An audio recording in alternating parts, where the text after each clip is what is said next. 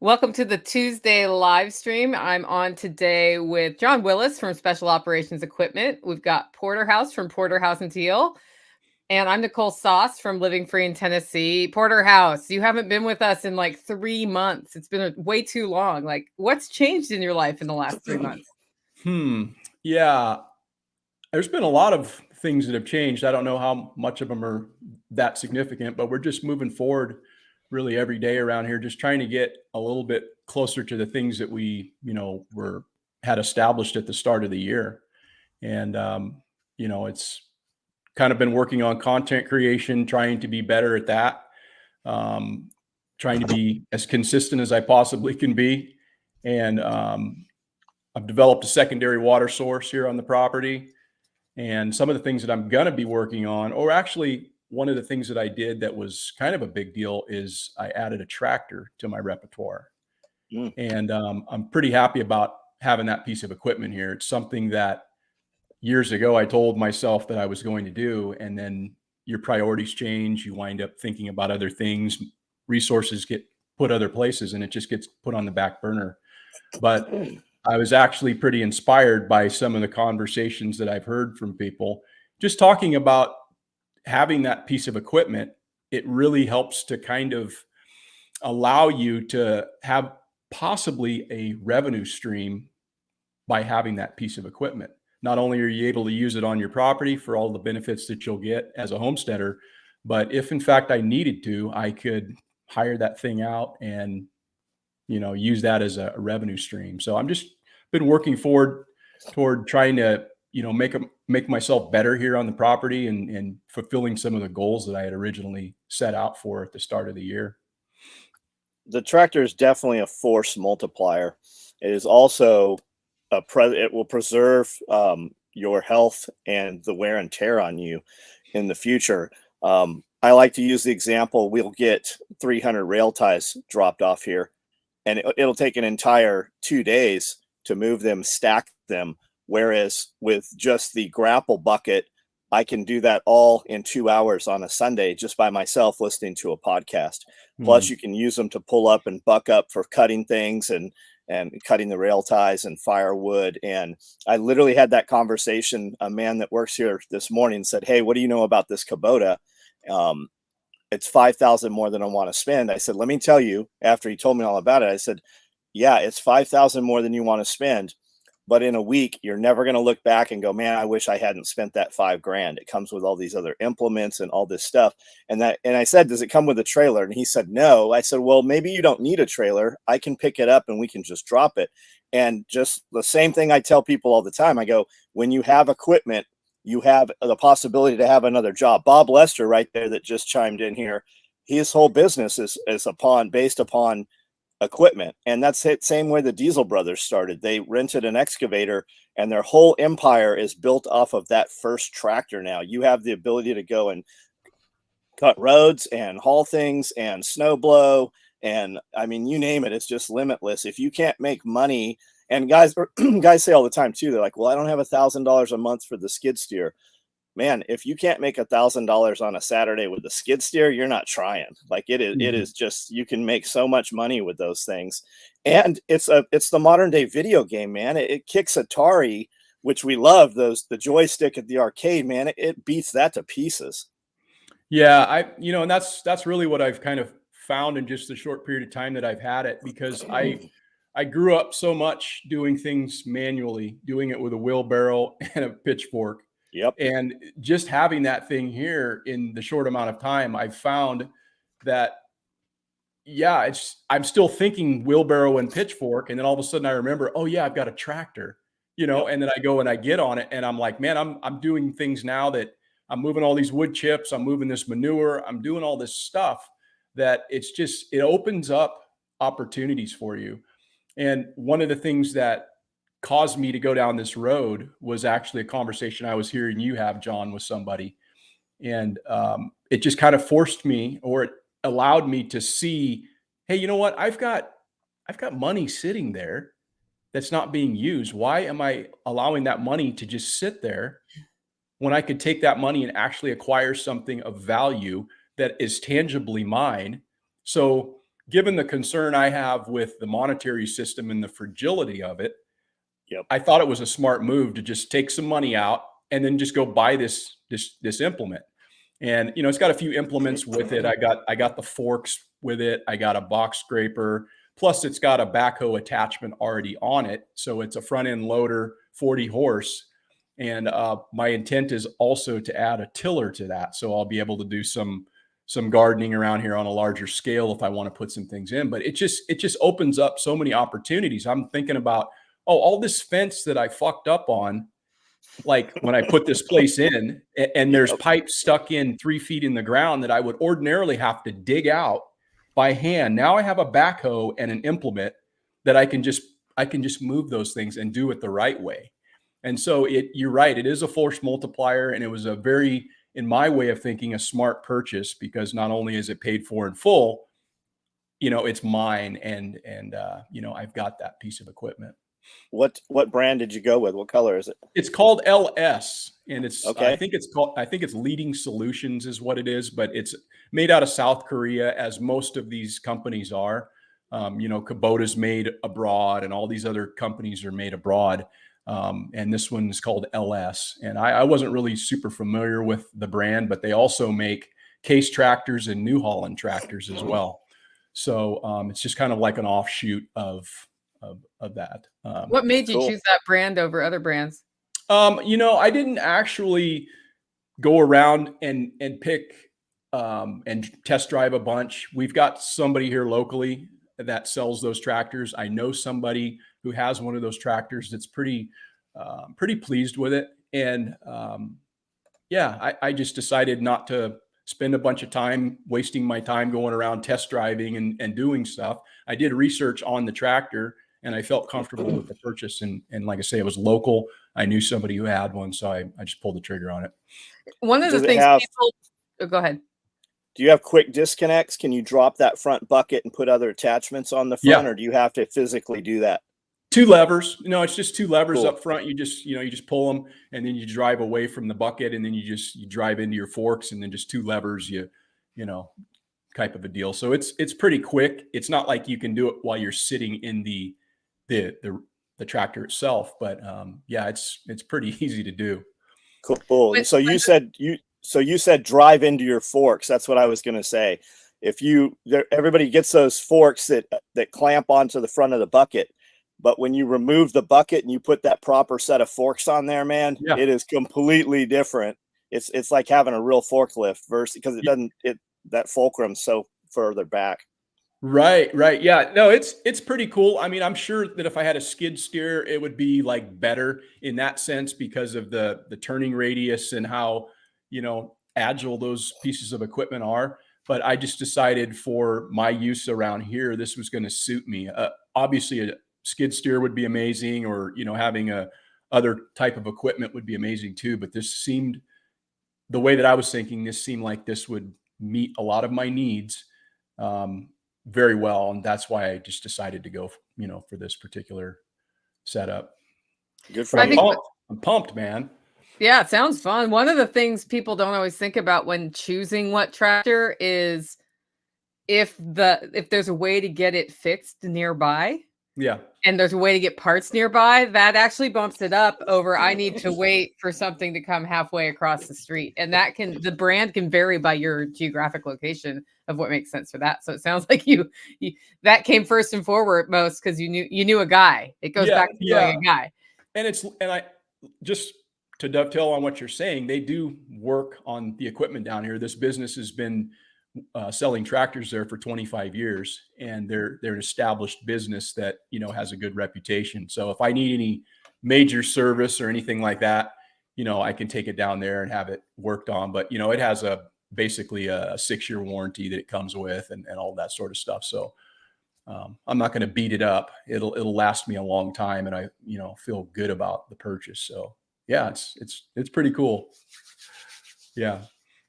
That's always the thing I gets in my way here on some purchases of mechanical equipment is I also have to keep it running. So there's got to be a plan for that before it can be purchased. Yeah. That's certainly a concern if you were to buy something used, and there's nothing wrong with buying used things. I mean, that would have probably been a better choice of mine if I could have saved some money in that regard. But it's also nice to kind of have something new sometimes as well. So I just decided to spend a little bit of money there and make a good purchase that I feel like it'll last me, probably the rest of my life if taken care of. And if you put a price tag on the hours that you spend waiting for something to be repaired, that can change the math on that. I've done that with some cars in the past where I just went brand new because I didn't want all of the repairs that always seems to come up with cars, even though that's not the logical spreadsheet decision. It's the hours spent waiting for the thing, whatever, the serpentine belt be changed out, or all of those things that just wear out over time. Yeah. And to John's point about wear and tear on human beings, that's something that's really an important thing. If you can save your body by having a piece of machinery do it rather than you physically going out there and beating your body up trying to do the same thing, it's very smartly a smart purchase. And we're not, any of us are getting any younger, and so those are some of the things you have to kind of factor into your thought process as you age, and if you plan on continuing along with homesteading and stuff like that. So I figured from that standpoint as well, it made a lot of sense.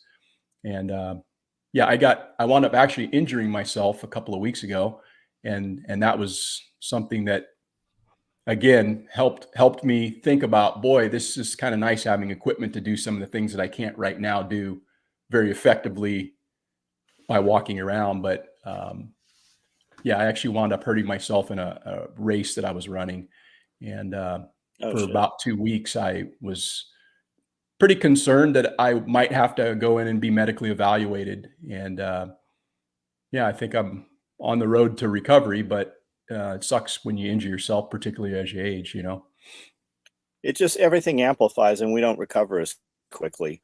It's that spiral staircase that's going to catch me. It's that twisted ankle that's going to get me, and that tractor having that PTO on that thing, just the auger effect of it, man, everything's quicker. We can go out there like splitting firewood, right? It heats you 3 ways. It heats you when you cut it down, when you process it, when you burn it. And I can split firewood, and I split firewood for years with a maul and sledgehammer and the blaster and all of that. But in 2 hours, I can split so much more wood with that processor, and then have, 8 more hours out of the day to do other stuff with, So definitely, have the ability, stay in shape, test yourself every now and then and use it. I keep and maintain all kinds of manual power tools, but every time I buy one of those giant 2-person saws, I go, man, I hope we never have to use this out of necessity. It's cool to have it and know that you've got it, and nothing beats a chainsaw though. Yeah. And if you have a good community, this concern is less of a concern, which is what if money is tight? I know just from having a log splitter that's a really good log splitter. Yep. People use my log splitter in my community so they don't have to chop wood by hand, and you can charge for that. It's when you decide you want something like this, you figure the money out, or it's not a priority. Well, we spend a lot of time telling ourselves that this thing costs so much and we don't do it. Like the skid steer, right? When I bought that thing, I want to say it was 70 grand. I should have bought that 5 years earlier. This place I rented just on the equipment rentals. I could have bought a skid steer twice probably. And once you make that purchase and you start utilizing it, and if the money truly is a concern, you will use the equipment to make money. Like if we have to. There's so much stuff that I just put off and haven't done because that price of that thing. And as soon as you do it, you never go, man, I wish I'd have waited 6 more months. It never happens. It's that next hurdle, and then you have the ability to do it.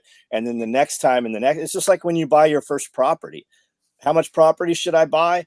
100 times more than you think you need is how much property, enough that nobody can look in and see what you're doing is the real proper answer. Yeah. And it's when we say, gee, you should just find the money, it can feel like that must be nice to say, but how do you do that? Well, start asking yourself how to make it happen. And when you think about addressing, because it's a poverty mindset thing where the short term seems so overwhelming or hard to get over that you don't see the long term, or you don't bring the long term in. But when you realize what your long term is, you know which basically quote unquote expensive thing makes the most sense and which doesn't, and that's you actually spend up less money, I think, when you start thinking that way. So you may spend a lot on one thing, but you get the right thing, and you're able to use it to further your financial independence. I agree. Yeah. And Red Flyer Media, I hope that you are here if society collapses, because she just makes shit work. I saw her under the hood of a truck that wasn't even hers, working on a diesel motor out there. Yeah, she knows how to do some stuff for sure. Yep. She comes with a toolkit. Oh, the Canadian is here. They're all here. He's just the one that vocalizes it. Yeah, there's another Canadian in the live stream as well. He came out of the tunnel. We're digging the Underground Railroad to rescue the Canadians. Okay, that's good. He came out of the tunnel system there for a minute. That's easier than just having a cycle of contract marriages, I suppose. I would marry Ed. Well, Ed's already married, so I don't know how we get the whole family. You guys would have to divorce and marry each other. And I wasn't going to say I would marry him. I was going to say I would marry him off. I will find a woman for Ed. I mean, you can here now, so whatever. Yeah. That could lead to a whole lot more dramatic voicemail messages that you get. Anyway.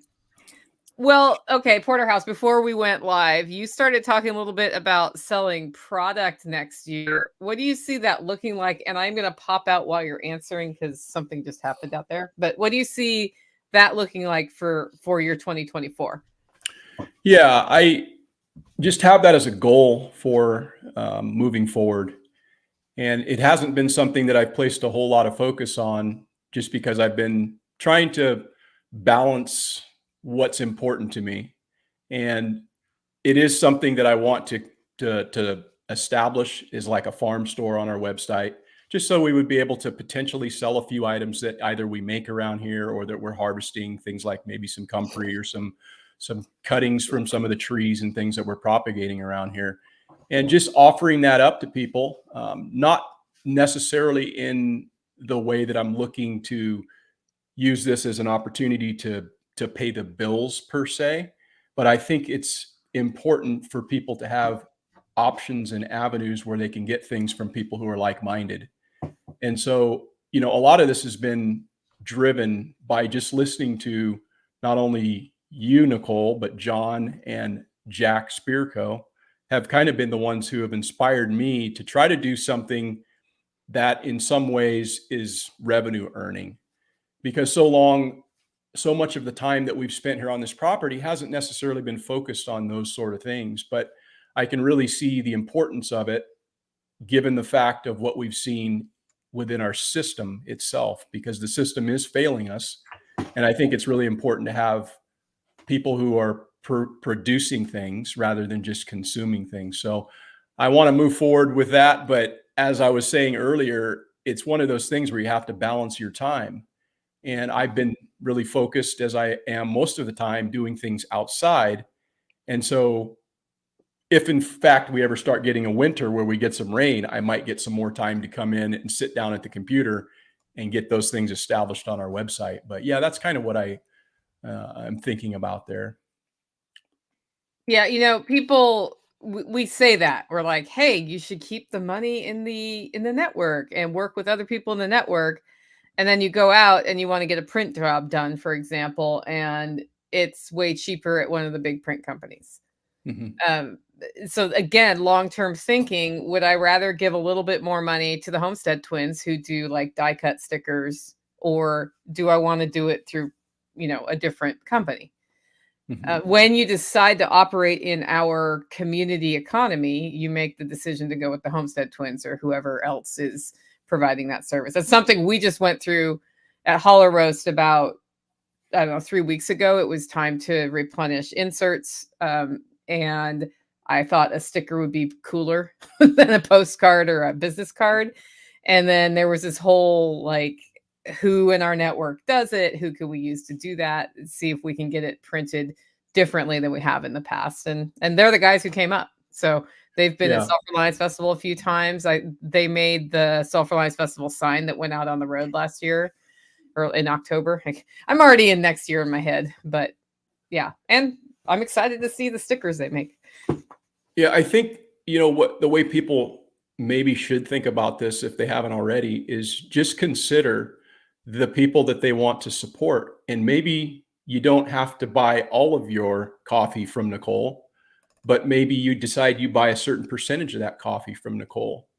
Because if in fact there's ever some reason you're not able to get coffee, we want to be able to promote people who are in our network that can provide those things for us. And so it's really important for us to encourage and support those local businesses. And so that's what we do. We buy some coffee from Nicole. We don't get all of our coffee there, but we buy some from Nicole. And I think it's an important thing to do. So again, that's my thought process behind maybe establishing something on our website. And again, it's nothing large scale that we're going to be producing, but you have to start somewhere if you're going to go anywhere. So that's just my thought as it relates to where we're headed in that. And I want to thank you guys for kind of being the inspiration for it.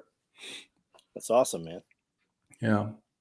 Yeah, well, I'm looking forward to see what you're gonna put out next year. We'll check that out. Yeah. I think the hardest part for me is just getting the website, and it shouldn't really be that hard. It's just finding the time, and again, you just have to set your priorities. So it is something that I've identified moving forward that I want to do, because I've ticked a lot of boxes throughout the year on different things that I wanted to accomplish.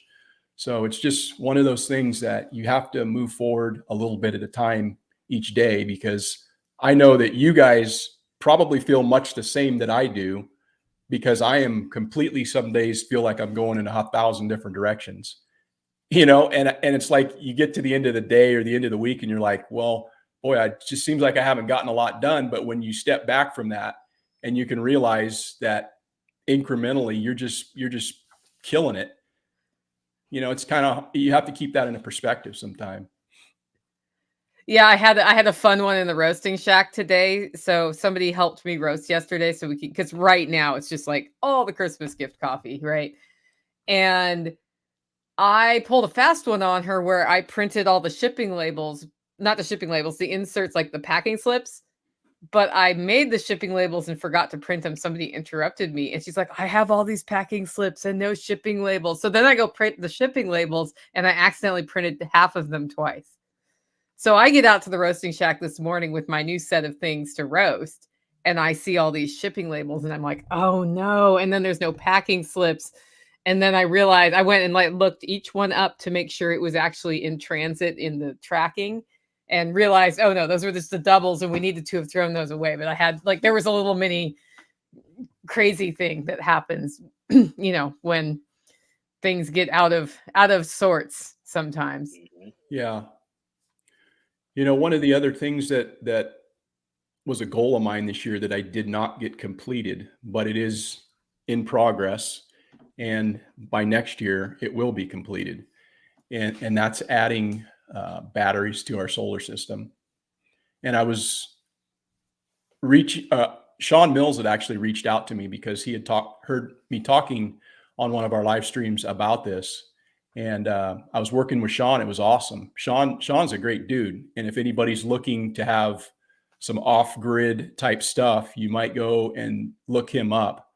But yeah, I was working back and forth with him. It was great. The problem that we ran into, and it's just the regulatory environment here in this state, and jumping through all those hoops and jumping through the energy company, and of course it was just a real kind of a roadblock for us. So what I actually wound up doing, because upon further research, I found out that by going with the company that actually installed our panels back in 2015, they could just wind up doing the add-ons, and everything would basically be kind of seamless through them. I had concerns originally because I was given bad information, and it turned out not to be true. So again, where I'm going with this is that I'm going to be adding batteries to the system that we installed. We had 40 panels installed back in 2015. And it's been a real problem for us because every time the power goes out, we wind up not having any power. And they shut our power off here an awful lot in California. I'm just getting sick and tired of it. And I want to have actually batteries attached to that system. Yeah. So we're going to be going with the people who installed it, and they're going to do all the permitting, all the legal stuff, and getting some Tesla batteries installed on the house. So yeah, it's just one of those things that, like, I think we all take for granted, that power switch when we just flip a switch. But when the power goes out, we're kind of like, oh shit, that sucks now. Like now that's just so different. And it happens here so often that it's just very, very uncool. So that's been a big goal, and we're working forward toward every day. So are you going to put the Tesla power walls in? Is that what you're doing? Yeah, they're doing all the design and the install and all the permitting and all of that stuff. I mean, it's not coming without cost, but it's going to be cost, in my opinion, well spent, because I'm not going to be sitting here trying to learn something and jump through all these regulatory hoops and all of that. So sometimes it's better just to pay a guy to do shit rather than you sitting there trying to learn it or whatever and doing it yourself. So that's the direction we're going. And it's not going to run everything all at the same time, but it'll run most of what we need with those two power walls, and there won't be any disruption in our service. So when they shut the power off, we won't even hardly know about it. I'll get an alert on my phone or whatever. But yeah, it's just going to be, I mean, shit, it's already been off like 4 times here in the last couple of months. It just all of a sudden goes off, like right when you got a roast in the oven or something, So. Yeah. And I mean, the government has been telling us for 5 years it's going to be a cold, dark winter. I mean, maybe we should listen to them. They kind of telegraph that punch all the time. And you have, I think they blamed it on China hacker group last night, attacked 48 municipalities and all kinds of major stuff all through the United States on infrastructure. And they're hitting water treatment plants. They tried to take down the Texas power grid. I mean, when that happens, we don't need to run everything in the house anyways. And most of us, yourself included, I'm sure, we have like a propane grill, and we have other means to produce heat and cook with. So the electricity doesn't even have to, run the big appliances. The main thing will be, refrigerator, freezer type of stuff. Yeah, we had somebody get close enough to the tornadoes that went through Franklin this weekend lose power, and she had 2 backup generators that were supposed to automatically turn on. They didn't. Had another generator that was smaller, and their power just came back on, I think, today. And she said she was fine. She just kept her fridge and her freezers cold and didn't worry about it. And I'm sure she's glad her power's back on, but that was also a good test. I mean, that's a good test of the system right there. Yep. One of my video guys, Austin, I messaged him. I said, "Hey, are you guys okay?" He's like, "Yep, we didn't even see anything." Meanwhile, his wife is posting a video that the neighbor took 2 streets over, and the tornado was literally 2 streets over from his home. We had power go out for 10 days here years ago, while here in Tennessee, and we just went back and forth between the refrigerator and the chest freezer with a Honda 1000. And I mean, it ran it. That thing was a champ. It didn't hiccup at all. We were running 2 window AC units that we just popped in the windows in the bedrooms, and we went 9 days, and I mean, it didn't affect anything. Hey, so let me ask you guys, because I was kind of unaware of the tornadoes until I picked it up on TikTok. I saw, something about it, and then I was like, oh man. So I looked at it on NOAA's website to see where the storms were and stuff, and it looked like the storm track kind of blew through your guys' area. Like it was a big swath of severe storms. So how did that affect you guys? Were you on pretty much high alert? Were you on edge? What was your plan? So I had no plan. Like they tell us all the time we're going to have tornadoes. And Amanda came running out screaming and yelling. I came down the hill thinking she's hurt or somebody's here that shouldn't be here. And she says, "Hey, hail's right at the interstate." And I go, "Yeah, I'm not worried about hail." And then she sent me some screenshots. There was 3 storm chasers that drove past, and on their live feed, you could see the SOE sign. So they drove right past our place, and people started immediately, "Hey, are you guys okay?" I go, "Yeah, we got nothing but a little bit of rain." And then I was hearing that it had hit Paris before it came over us, which is to the other side of us, and then New Johnsonville and Waverly. But we've been through there. I'm sure it touched someplace, but I've not seen any damage through any of those. And I mean, we were even in Nashville, and we didn't go looking for storm damage, but we didn't see any storm damage while we were there this weekend. What about you, Nicole?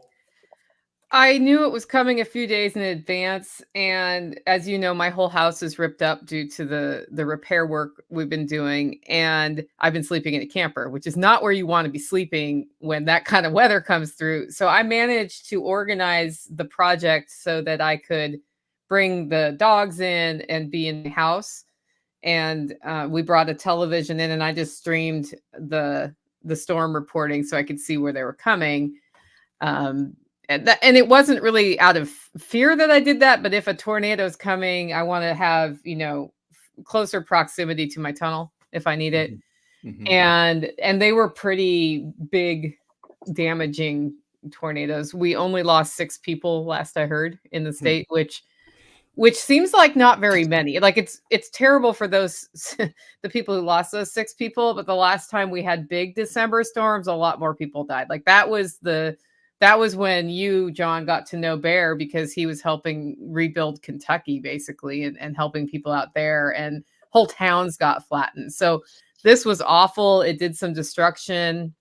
The most I've heard from people in our network were trees down and a little bit of destruction to homes, but nobody died. Nobody got hurt. One guy had a heart attack just from being, I guess, I don't know, scared or in a room, not breathing well in his safe space. And then people with power out. So typically when it's something as strong as that storm, we know it's coming because it starts being strong to the west of us and moves east. It doesn't usually start where I am. So usually I'm like, is John okay? And are the Dixon, Camden folks okay? Okay. Are the Nashville, Columbia people okay? And then it comes over. So, and then we also have an app on our phone that works like a CB radio called Zello. And there are networks there who will report in like, this is what it is like at my house for real. So right. I do pay attention to him. And it sounds like I obsess over him. I don't usually pay that much attention to him. It was just this one was doing more damage than you. Usually it's like it might happen and I just put my weather radio on. If it yells at me, then I go pay attention. My weather radio did nothing this time for some reason, so I need to go check out what's up with my radio. Maybe I need Evan to come help me with my radio. Are you guys considering, or have you considered getting like an underground type of a bunker, shelter, or something like that? Living in areas that are prone to that. I mean, it would seem to be maybe a concern for some. I don't know. Is it on your radar? Yeah, we talked to the guy at Kentucky Sustainable Living show. It's been on my radar every year, and then the tornado season passes and it's not on the radar. And as the tornado is about to hit us, I'm like, hey, we should probably put one of these things in, and we still haven't. There's not one here. It's right. $7,000. They come in and cut the slab and put this box down in there, and chemically anchor it and bolt it into the concrete and everything. I like the ones that are in the ground so that I don't have that, 8x10 box taking up footprint, but I still don't have one here. I mean, this is the perfect place to put it too, just in the garage slab there. Yeah. I don't know. It probably from some that are used to living in an area that's prone for severe storms, they kind of develop that normalcy bias to some extent, Oh, sure. And it's like, oh, that's not a bad one or whatever. So I can recall when I was out to Self-Reliance Festival back, I think it was in March or February or whatever of this year. Was it this year? Yeah, I think so. It was March. Yeah, in March. And they had a pretty severe storms kind of roll through. We were actually doing a live stream out on the balcony there at the Airbnb that we were at. And it was like lightning and everything going around us. And I think that's when your tent blew away. And then there were some tornadoes that touched down because I think Bear wound up going down and doing his thing down there. But I was a little bit more concerned than the guys that I was with, but only because they're from Kansas. and they're used to those type of severe storms, and they're just having a good old time with it. And I'm kind of like looking around like, man, this isn't normal. But yeah, I don't know. If I think that if I lived in that area, at least just the way that I feel, because I don't have that normalcy bias, that would be kind of a higher priority for me to just dig a hole in the ground and put something in there that I could, get in, and because that's terrifying, man. Those tornadoes are no joke. My house is built into the ground halfway, so I consider it my bunker. And that's why I haven't thought about putting a shelter in, because my house is my shelter.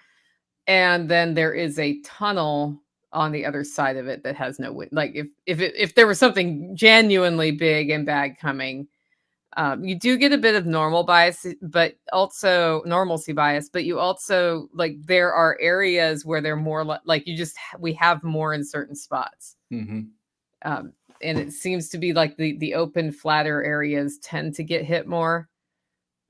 We have had near me one tornado touchdown one time in the last 100 years documented. So it's super unlikely. And it was not, it was in a more open area near here. So I don't know if any of that really matter. Yeah, like the hills break them up, basically. They always happen on flat grounds, I thought. Yeah. So it's not impossible, though, that we could have a wind problem here.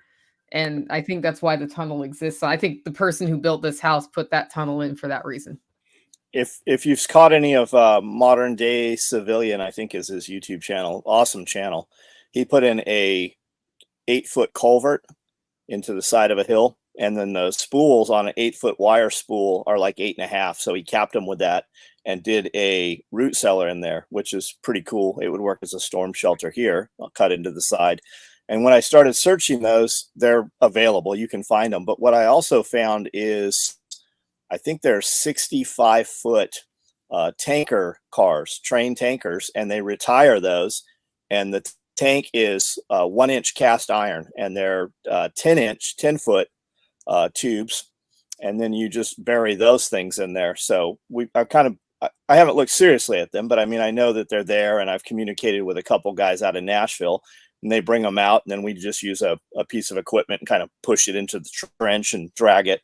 They got ports on the top of them, but that would work as a badass root cellar also, as well as a storm shelter. And it's a lot bigger, being 10 feet instead of 8 feet. It's a lot more shelf room in there.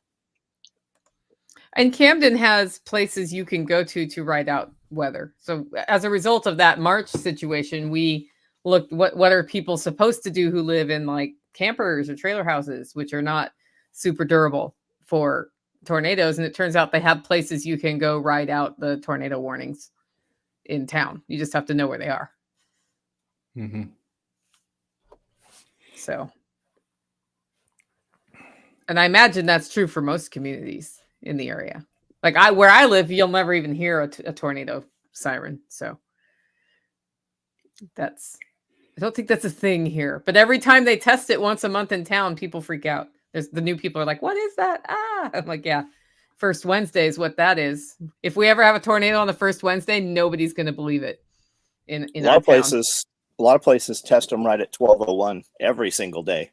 A lot of places in Nashville, I've heard them go off at 12:01 around Nashville. I think ours goes off at 12:01, or it used to. You don't hear it this far out. You hear it if you're in town. I've never heard it while I was in town, but I'm not listening for it. Hey, you guys have been both in your areas for some time now, I guess, 15 or so better years. What's been the biggest change that you guys have seen, I guess, societally or demographically, however you want to approach the issue, but what's been the biggest change in your community that you haven't been too happy about, if you can cite anything? Has it been the same, or had you noticed, hey, there's more of this that I, didn't have back in the day? We have more retards, more dipshits, like the woke bullshit. And I don't know that I guess I do physically see it when I go out. You see the Kool-Aid hairs and, the little, I guess they look like they don't bathe. I mean, these 20, 25-year-olds, it's not really a problem. They don't affect anything. Because of social media and the local social media groups, it's available to you. You know, it's almost targeted to you, so you see it. Our kids are grown; they're not in school, so we don't deal with the school system. But the school system's pretty woke. Just your typical moved here. How come we don't have this shit? And your grumblings, but it doesn't really affect me. I mean, maybe it does. We were talking about this last night on live feed. Well, it doesn't affect me. I'm on the homestead. I'm just going to stay here, so I'm not going to pay attention to it. And before you know it, you've got a bunch of bullshit surrounding you, and things have changed when you step out of your compound because we didn't pay attention to it. So, you know, everybody always says get involved in local, you know, government politics. And I think that's kind of the way to get the pulse of what's going on in your area and know how much time you really need to put into it. With that said, we've got some new people that have moved into the area that are just awesome. Like our guy brought a property couple pieces over here, and that dude, he's a good dude. Like somebody in here said they have a Ford tractor. That guy's got a Ford tractor. He's homesteading. You look in there and he's got all these, you know, A-frames for his pigs and his chickens, and he's got it going on.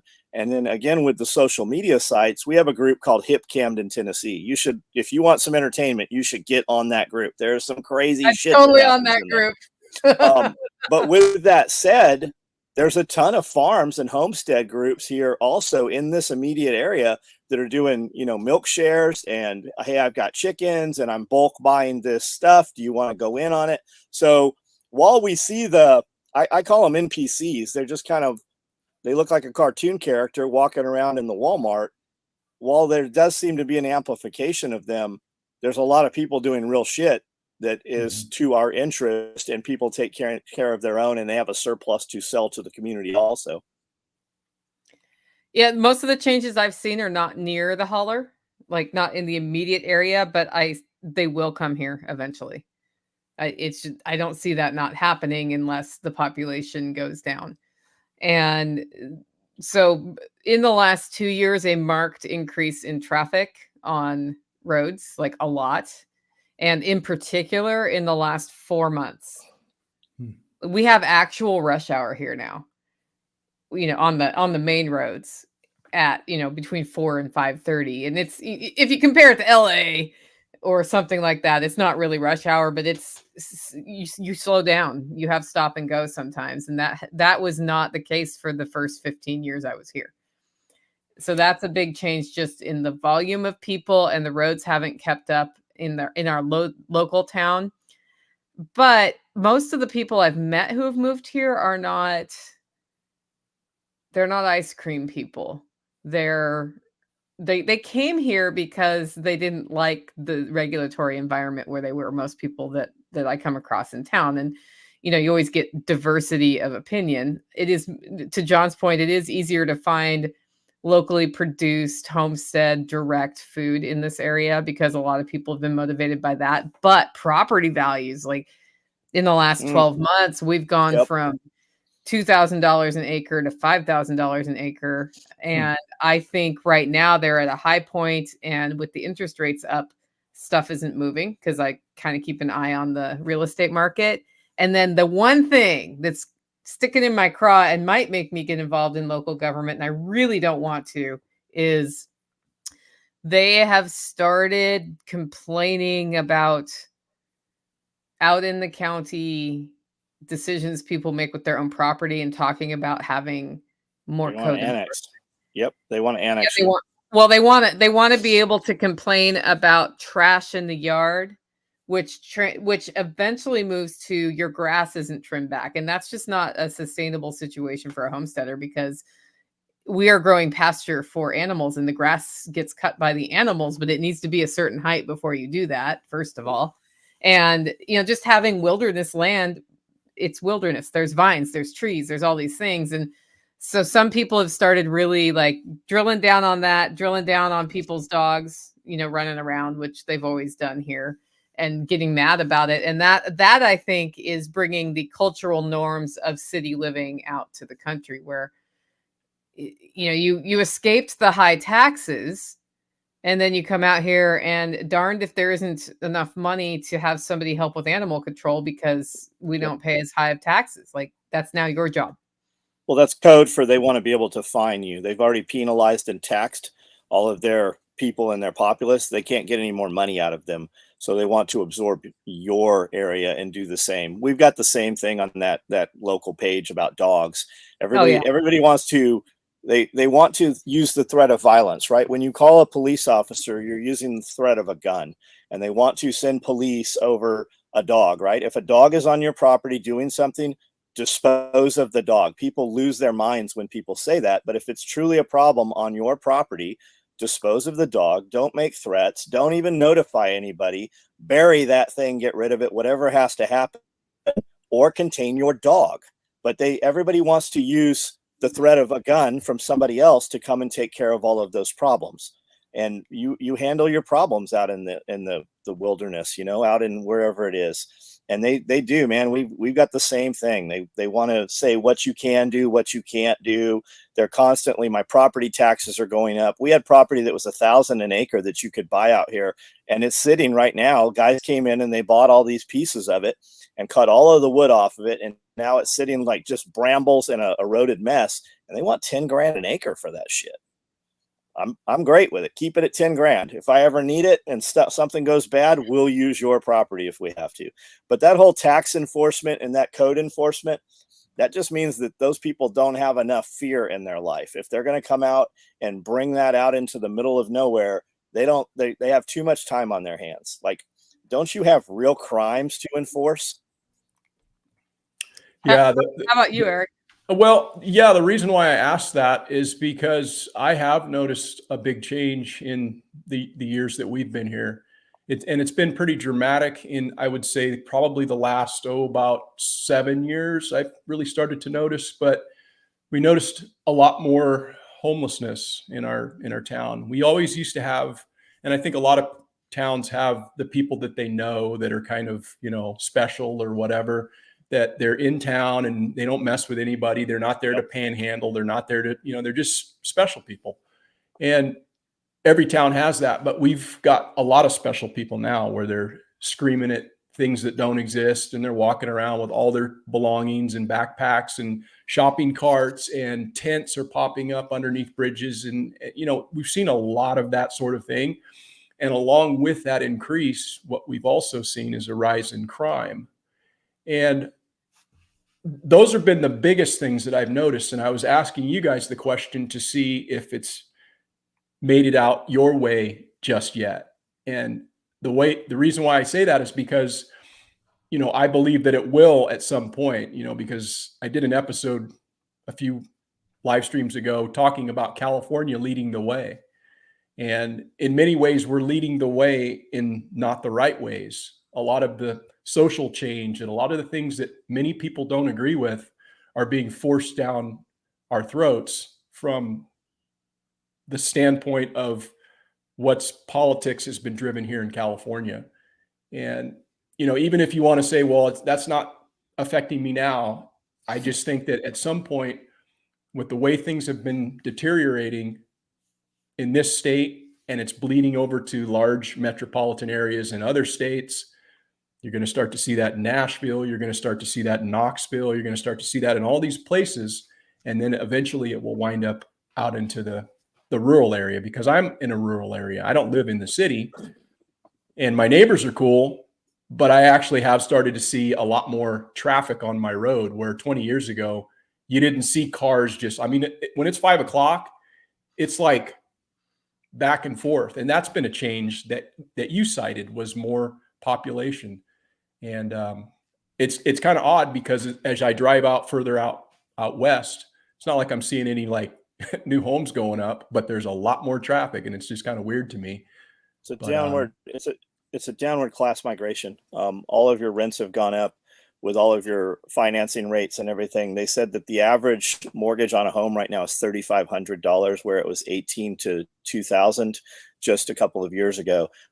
We've brought more illegal immigrants, combat age males. Like you see some videos of them with women and children, but most of these are from Africa. They're from China.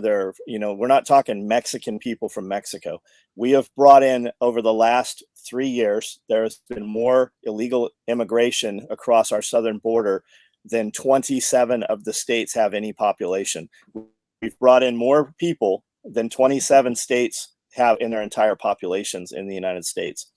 Those are your replacement workers, right? As people lose their jobs, or we've also conditioned people to just not go to work. We use words like balance, and we've told these kids that we've programmed them through school for the last 12 years. And you've got these young people that go into society and they only want to work, a few hours here and there.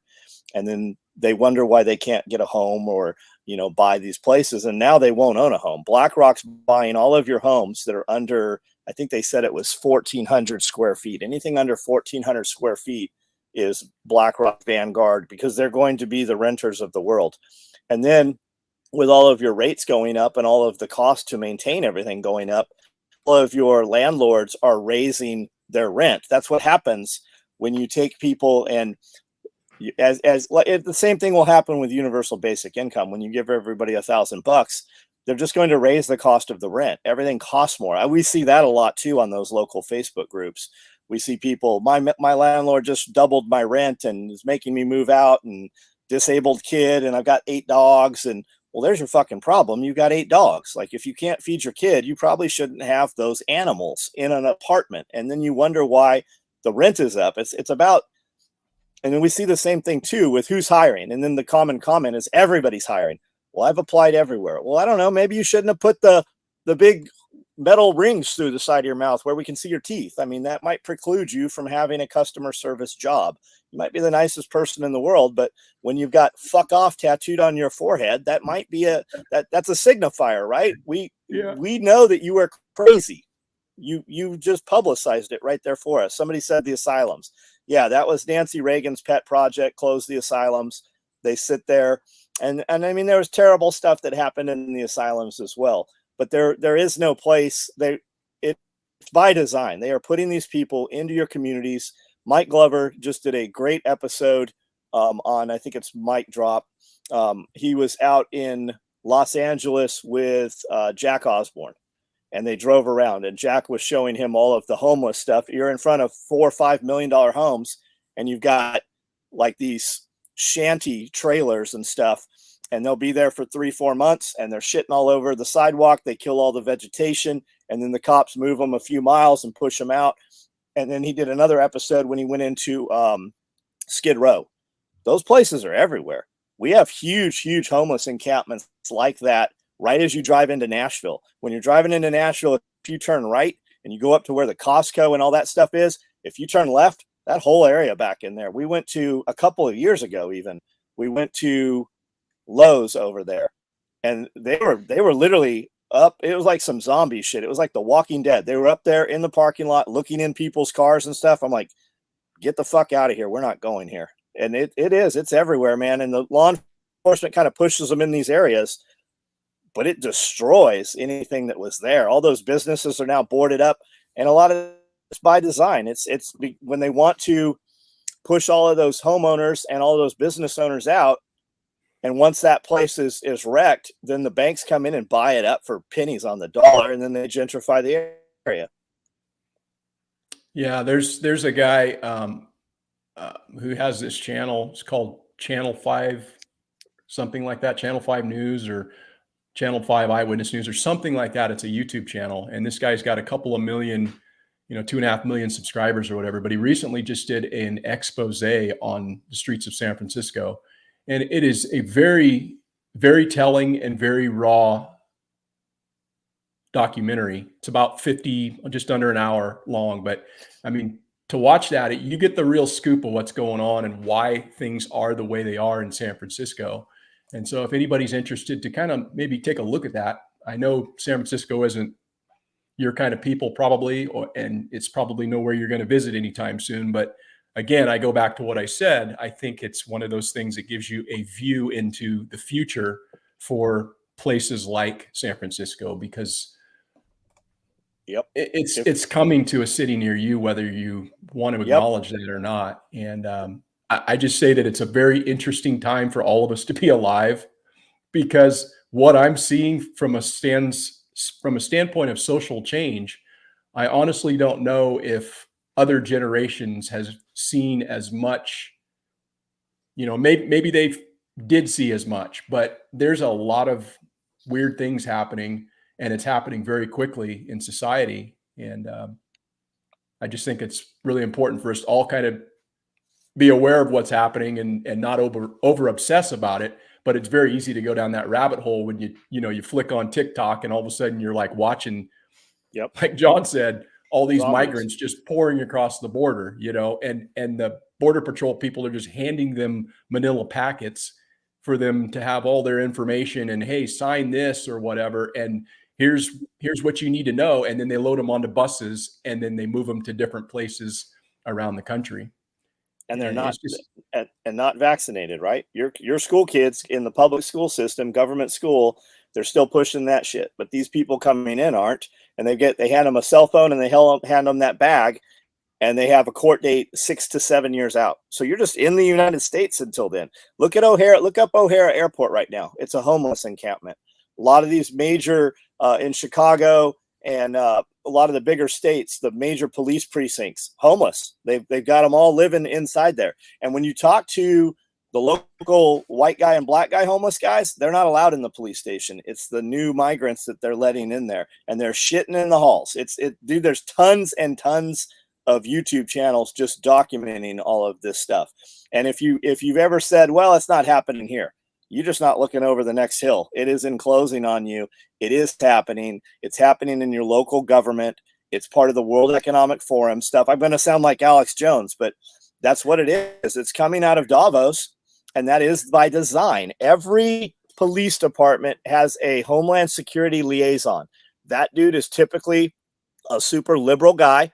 He was an Obama supporter, Hillary Clinton. He's got the coexist stickers. He is not your kind of person. They find that dude, they send him to schooling, and they school him up on what a domestic terrorist is. They are cataloging and identifying. If you've got a 1776 sticker, you got a "Don't Tread on Me" sticker, they are identifying you. They have a dossier of all of these people. They have identified who will be the problem if something happens, who is more apt to not go along with the program. We know the dude. I know the dude in this small ass town right here. I am telling you what came straight from the police department. We had a tent city start in our little town in this county. And like Camden, we have a community page, and people lost their minds and they got rid of it. And I don't know if that will continue to happen, though, because what happens is the tent cities come back and eventually somebody says we can't take the people's homes. But the problem with the tent cities is the crime rates and the sanitation doesn't work. Yeah, homelessness is a very, very tricky issue. And I know that the knee-jerk reaction is always just, hey, get them out of my town or lock those people up or whatever. And it's just not that easy of an issue, because you've got several different entities that are all on the street at the same time. So how do you manage that when you have people that are actually out of work, they're actually legitimately homeless, looking to get back on their feet, and then you've got people who are mentally ill and drug addicted that are just out there, and then you've got people by choice who have the ability to get their shit together and go to work, but yet they've chosen to make that an industry. And so you've got a lot of those different competing groups all in the same sphere. And it's not just an easy answer of, oh, we'll lock them up or we'll do this with them. I mean, that's what we would probably all like to say to make the problem go away, but it's a big ass problem in this country, and it's only getting bigger. Well, we keep people alive that will not keep themselves alive. Everybody wants to have a vote on what happens to people when it's not in your own backyard, right? You're not even allowed to call them. You won't hear any media call them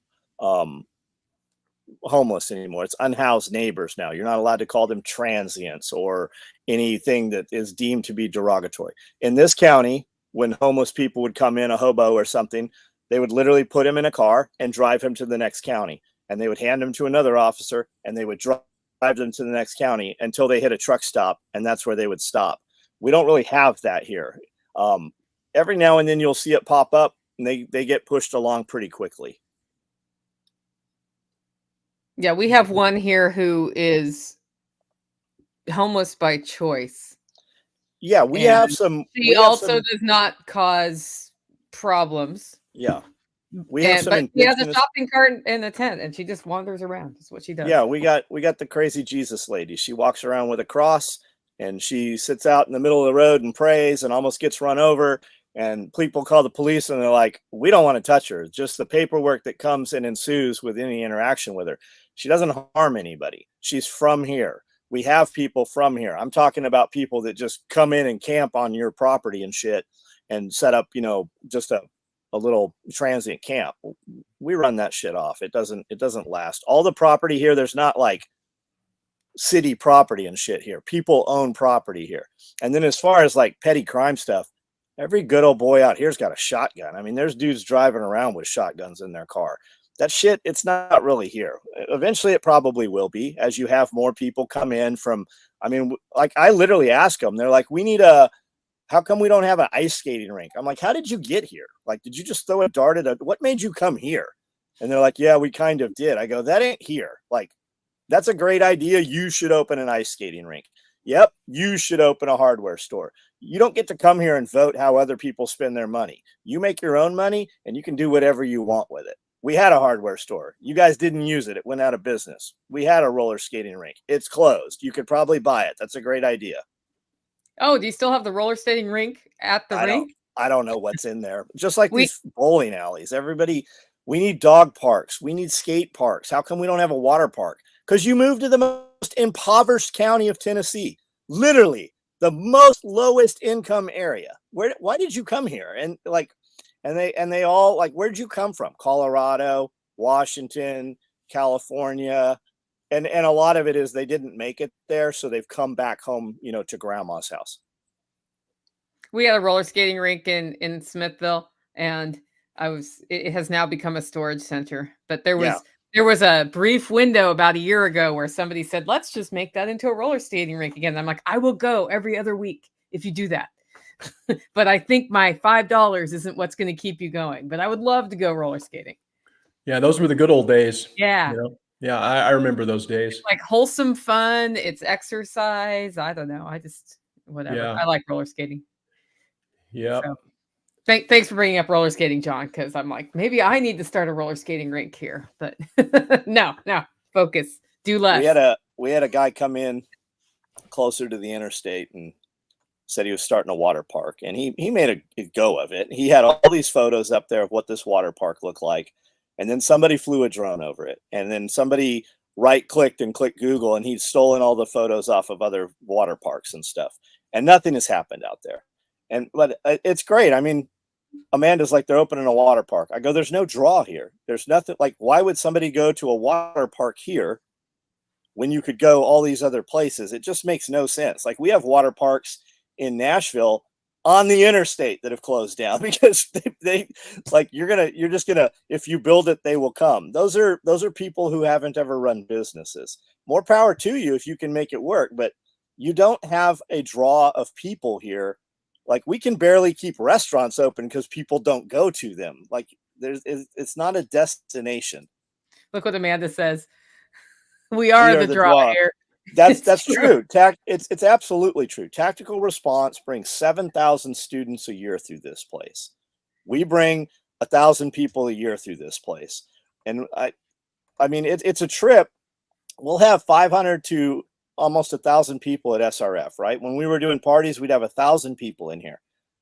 And we don't get hey guys, that's awesome that you brought all these people here. And all these people rented out all these hotel rooms and they filled up all the restaurants and they're here for an entire week.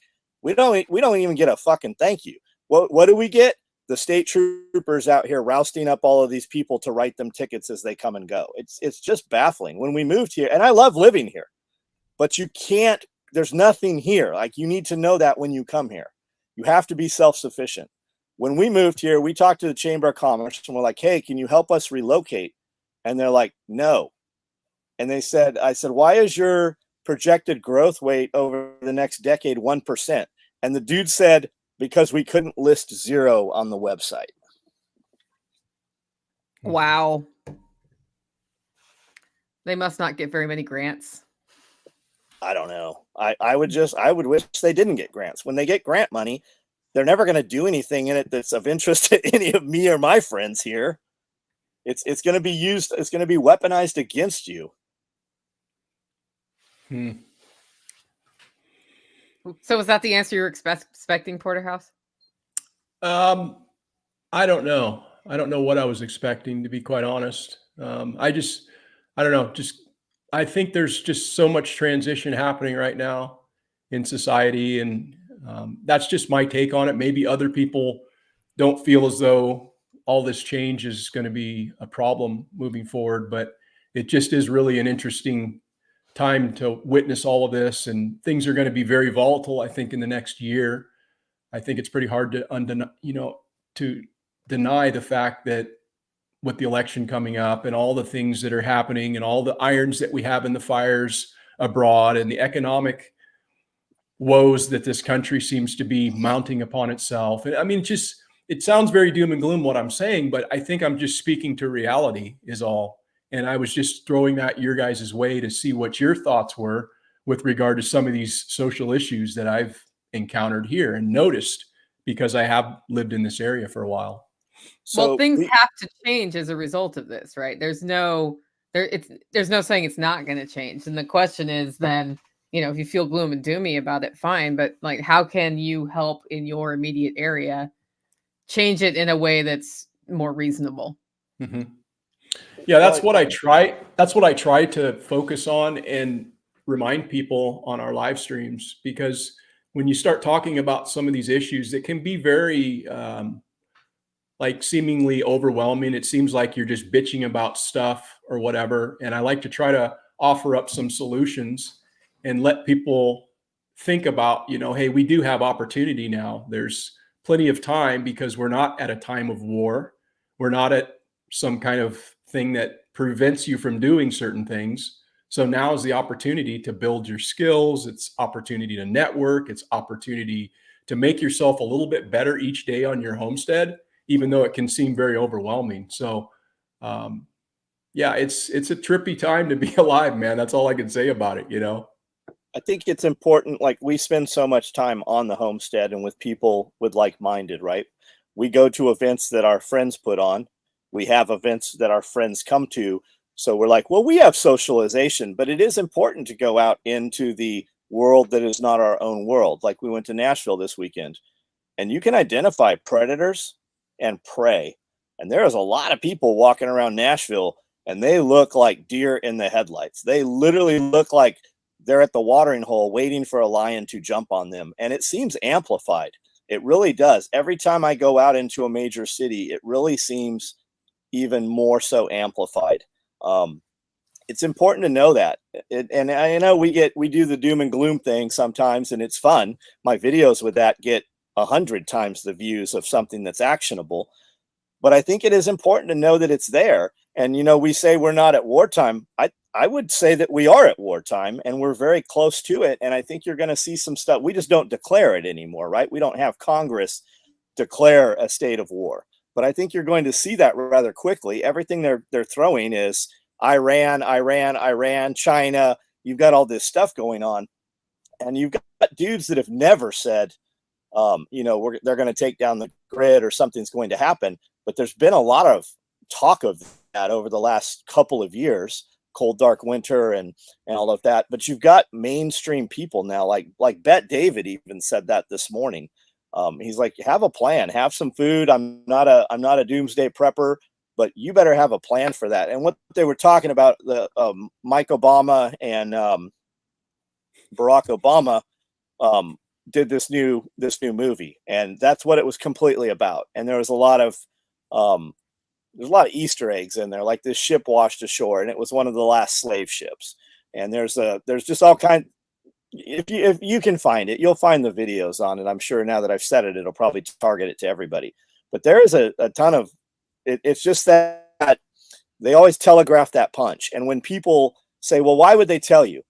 And Bet David even said that, if you've not, Valuetainment, it's one of the biggest YouTube channels out there. And he said it's part of their religion. They have to, because it removes any karma from them. They always telegraph the punch. Just like 2019, they did Event 201 in 2018, where they laid out exactly what was going to happen in 2019. They just did another one, the World Economic Forums. It's on their website. You can read the minutes line by line as to what was said. And they said that the biggest threat is going to be how they control the narrative through social media, and the new virus coming out is going to affect children. Bill Gates even said that 2 years ago. And lo and behold, here's a virus out there, and it seems to be affecting children. It's just bizarre how they know these things. They always telegraph that punch. I mean, The Simpsons knew it a decade before this stuff happened. If you listen, everybody knows the X-Files, right? Remember Mully and Sculder?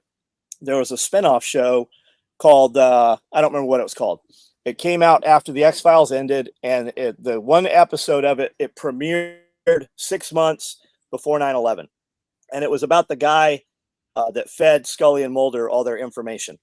And the whole show was that somebody was going to remote control airliners into the Twin Towers, and there was going to be this massive terrorist event that hits the Twin Towers.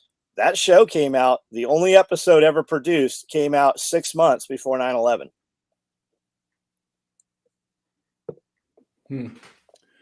What do you guys think, since we're on this thread, what do you think the biggest threat right now is that you have concern of? Our government. Like I'm of the belief that, yeah, there might be some shit that happens around the world that somebody else did, but I would say that we did it, right? They had some hand in it or pushed it. I mean, if you look at, you just heard about extremists in the military, 278 of them. And when they fleshed it out, there was actually like 6 of them. 6 of them were actual real, like, white supremacists or whatever. I don't know, man. Electric, probably. Electric is the one thing. If you turn the electricity off, you have internet go out in major cities for 12 hours, and you have children commit suicide over it. I think the biggest threat is the cultural shift. It's the fact that they have managed, and it doesn't matter who they is, but they've managed to change the mindset of people to one of entitlement and, kids who will commit suicide. Like, that is the biggest threat to me, because those are people who can be controlled and incited to anger. And if that happens, violence, and then we got to deal with it. Yeah, I go ahead. That's it. I've thought that for a long time. Communism and socialism. I mean, look at Yuri Bezanov. Like, he was saying that in the 80s. Like, he laid the playbook out as to how it would happen, and every bit of it has happened.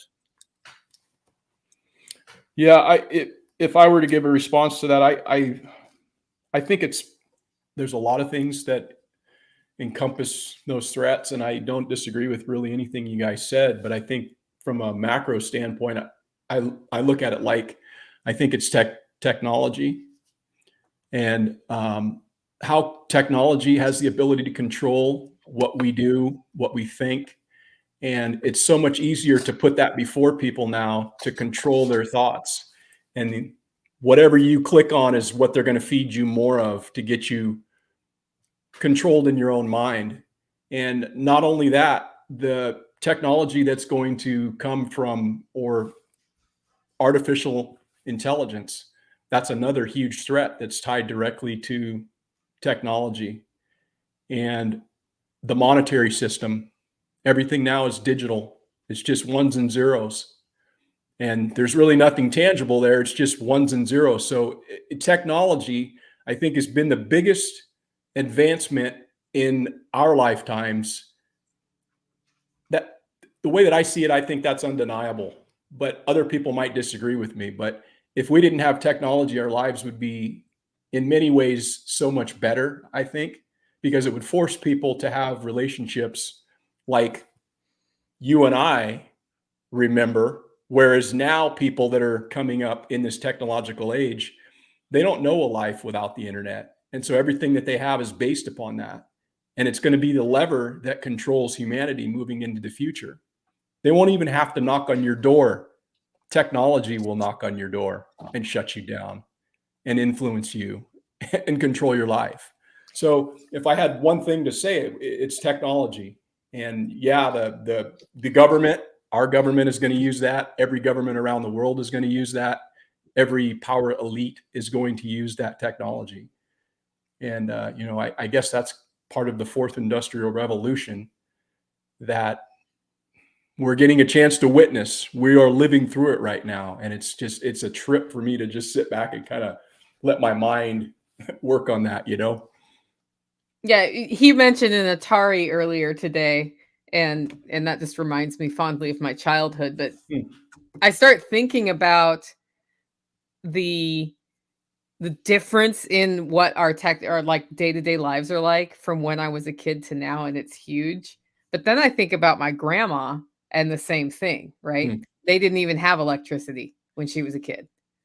They heated water with wood once a week to take a bath on Saturday, and everybody had to share the bath water. So like if you were first in line, that was awesome.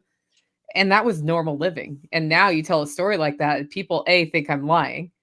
And B, if they don't think I'm lying, they just don't imagine how that could be hygienic, and they think it's horrible, but it was better than no bath.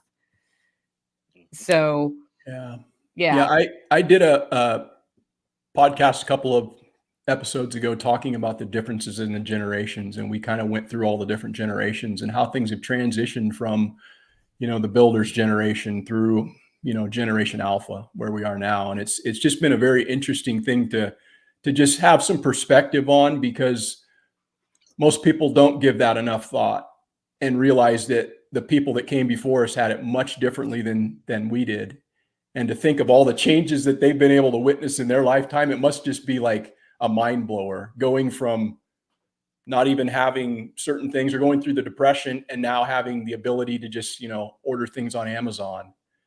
None of that stuff existed, even when we were kids. So it's a really huge step forward, I guess, if you want to refer to it as a step forward, this technology. But I firmly believe, even though this is super cool, we're able to do this right now based on technology. And there's a lot of things that we derive from it that are beneficial and we can use. I think that if it was to go away, we'd all probably be better, and society would be better. That's just my opinion. Well, I also you'd think have, if you you'd have ignore, less. go ahead. Go ahead. We have a lag. John, you're on. Well, you'd have less consumers too, right? So the production would be way down if let's say the internet goes down, electricity goes down, whatever, something happens. Those people that are kept alive, who won't keep themselves alive, they'll be gone quickly. You're going to have less competition, right? Things are going to have to be made locally. You're going to have less people locally to consume also. Things are definitely going to be more difficult. I mean, just take everybody in your household, take the phones away, and put them in a box for the weekend and see how that goes. Walk in, just ask your friends. You kids cannot live now. I mean, most kids, I should say. Homeschool kids, a little bit different, the kids that we're around, but everything is just-in-time manufacturing, right? We don't even go to Walmart anymore. Walmart has conditioned you to order Walmart like Amazon, and a person delivers it to you. Like, people don't know how to navigate. They don't know how to travel. They don't know how to do anything without this thing. They can't find their way anywhere. So I think our friends will be okay, but how many of our friends are within arm's reach, right? How many people are actually there? If you became compartmentalized right now, how many people are there with you versus the people that we consider to be our friends? We're all so far away from each other. If the power went out, we would probably never see each other again, nor speak to each other for a very long time. Yeah, the only way we could speak would be letters at that point, or ham radio. Yes, pigeons. But we still haven't gotten the carrier pigeon set up, have we? But you know what? If that was what we were forced to revert to, I bet we'd be able to exercise those muscles to a point where we would be able to navigate through that, if in fact that's something we wanted to put effort toward. We look at it now like we wouldn't be able to do those things, but we did them before, and when we didn't have what we have now. So it's just a matter of convenience that we've been kind of accepted into our life. It's very convenient to just like text somebody back rather than having an actual fucking conversation with them, Yeah. So when I say my life would be better if the power went out, I wholeheartedly believe that.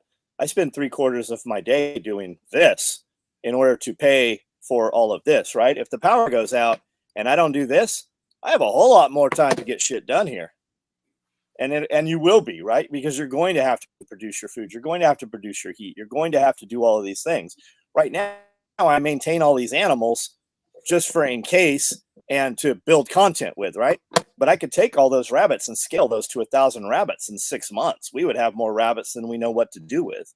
Same thing with the fodder trees and learning how to feed them without pelletized feed. And then, you know, I believe that, because if the power goes out, the tax man ain't coming. Nobody's knocking on your door. You are all on a level playing field. I don't have to do any of the shit that I do on a day-to-day basis. 70% of what I do, I can put all that 70% of the energy into other things that are the other 30 of what I do. But the banks are going to figure out how to collect your mortgage. They ain't going to come here because somebody's going to feed that motherfucker to a hog before he ever makes it to my house. I wholeheartedly chose Camden, Tennessee. Yeah, I wholeheartedly believe that. The tax man, that code enforcement dude, somebody's going to eat that dude. I'm not ever going to have a conversation with him. He's never going to make it to here. It's like somebody in here was saying that the USPCA, the Society for Cruelty to Animals, you know, they get into local level government. You see that here quite a bit, right? We have these livestock dogs. I have absolutely sure that the sheriff would be here because some ninny would have called them if you could see my property from the road. You have people every time there's a snowstorm or ice or anything, people calling the police and calling all the authorities over horses and cows out in the field. There's a barn right there. The horse can go in. The horse is out there by choice. Same thing with the dogs, man. People have so little turmoil in their lives. Their lives are so comfortable that they have to worry about an animal that they physically have to go out of their way to find and see. I don't even know how we would have livestock guardian dogs in this house to bring them in. Like, no, they would die. They would boil. That's the thing, right? Their lives are so comfortable that they live in a manner where they can buy a human modified genetic created animal that could not live in the wilderness, right? People breed dogs that physically have to have C-sections to give birth. The dog can't even give birth on its own. And we maintain and curate these little animals and stuff. They live in a world that is not the real world. We keep people alive that will not keep themselves alive. Yeah. Porterhouse, do your cows go in when you get ice storms? No, we don't really get that many ice storms. We've had snow here maybe 3 times or whatever, but yeah, cows don't need that. They're fine. Yeah, they use red media. They use drones to come over here too. Anytime we do improvement on the property, they've got it cited and itemized, and they know everything that happens here. Yeah, it's pretty interesting how that's going to change too, you know, as far as how they're surveying people's lands. They're doing that with Google Earth, and they'll be doing that with drones to make sure that if you've put up any structures on your property, you know, you'll be taxed accordingly. They're already doing that in places. And yeah, technology, man, it's one of those things that there's nothing we can do to stop it. We need to work with it and use it to our advantage. But it's also something to try to keep into perspective that it's very much going to be changing the way we move forward in society and how we interact with each other. It's just a real big problem, I think, that people haven't yet understood, but they will when things get turned off or they're denied privileges or those sort of things. But there's so many people that quite honestly look to others to do for them. Yep. And you know, I don't know. It's hard to imagine, I guess, to some extent, why more people don't see, I think, things maybe like we see it, because we have been willing to open our eyes and go, you know, nobody's coming, to John's point. Nobody's coming except you. You're your own first responder. And so many people don't understand that. They think that they're going to be able to pick up the phone and people will come and help them. Well, they'll get there eventually, but by then you're going to be like wishing you had some shit to take care of yourself. Like you said, your stuff being turned off and being, you know, disallowed. There's a ton of coin shops and gold shops and bullion exchanges who over the last 6 months They've had their credit card processing turned off. Their banks have sent them certified letters they had to sign for saying you have 30 days to remove all your money from the bank. We're not banking with you anymore. There's a huge attack right now. And if just search this on YouTube, you'll see all kinds of videos, guys at gold and coin shows and stuff having these conversations. Go into your local coin shop and ask them if they've heard about this. I guarantee they've heard about it. There's an attack on you to be able to, just operate outside of their systems. There is a constant attack. They're constantly on that shit. We have no codes or zoning here. And because property was inexpensive, you had a lot of people move in here and they want to build the McMansion. And the contractors are like, yep, we can totally do it 5 years from now. They're just that busy. So everybody bought all these tiny homes. Well, the mobile home companies, the sales plummeted on mobile homes. So they got with the local government and they got with the governor, and the governor leaned on all the municipalities. And because there's no zoning here, they can't do anything about what you put up structure wise. They won't energize the tiny homes any longer unless you have a DOT placard on there like a mobile home comes with. So now people are back to buying mobile homes. Well, the workaround is, the power company won't set a pole and give you a meter, but you can do your solar yourself. But there's always a way. If you figure out how to negate them, they will have 5 more things to throw a monkey wrench into your plans. They're always going to get their tax. They're actually cutting off their nose to spite their face with that one on the power, because solar is so much easier to do now.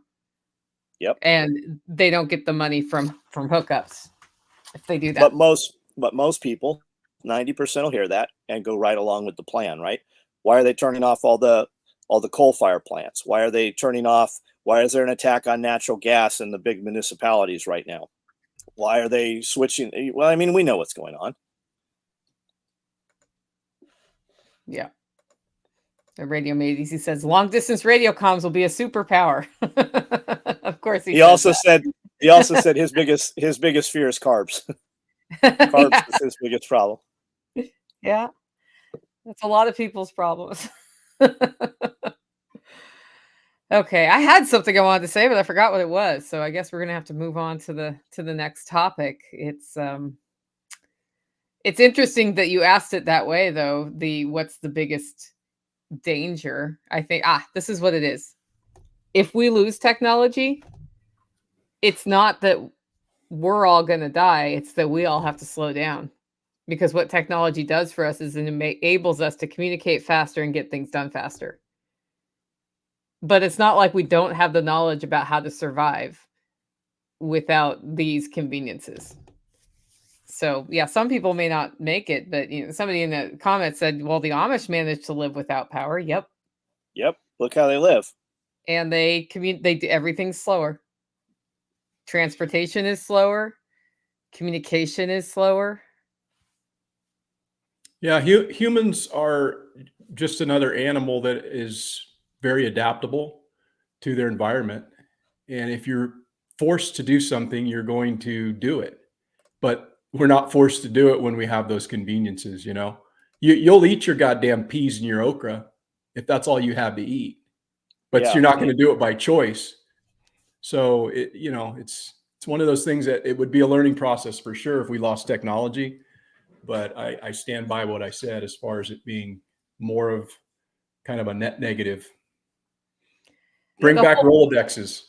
I actually had one for a while for Hollow Roast customers because I was trying to track so many preferences for a while, but I figured out a technological solution, as a matter of fact.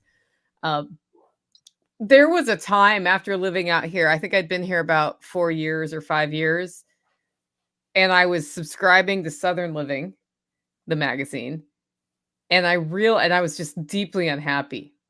And I realized why I was unhappy was that the life in that magazine was not the life I had. And then I thought about what I actually wanted, and I realized I didn't want the life in that magazine, and I canceled my subscription and realized like the things that I enjoy doing, like canning food and growing food, all of that's actually fun for me. The work that we do is fun. And we've been programmed to think it's work, not fun. but just the act of what one needs to do to survive, like those things. I love, if I want to relax at night, you know what I should do? Cook a good meal from scratch. And I think those things just sort of are not as valued as they used to be. And it took not exposing myself to the life I'm supposed to want to live to realize the life I wanted to live. Yeah. So Amish hide their cell phones. Not all of them do. Most of them do. There's a cell phone. Like, how do you? I mean, most of them do. The older guys don't. Most of them younger Amish hide their cell phones. They're at the strip club. They pay people to bus them over. It is not the perception we have from the movies. And Amish are like tribes, right? There is different sects of Amish. When you go to different Amish communities, it is vastly different from one to the other to the other. Yeah, it's a fascinating. It's always been a fascination of mine, more or less, because it's things you don't know about. You kind of have more of an interest in, like, well, what are they hiding, or what's going on over there, you know? So I actually had a guy on not too long ago. He was I met him down in Kentucky, and he was a former Amish, and I had him on as a guest, and we talked a little bit about what it was like, you know, being raised in that type of a lifestyle. And he was from old order Amish, Schwarzentruber. Mm. Yeah. Oh, very Yeah. formal. Yeah.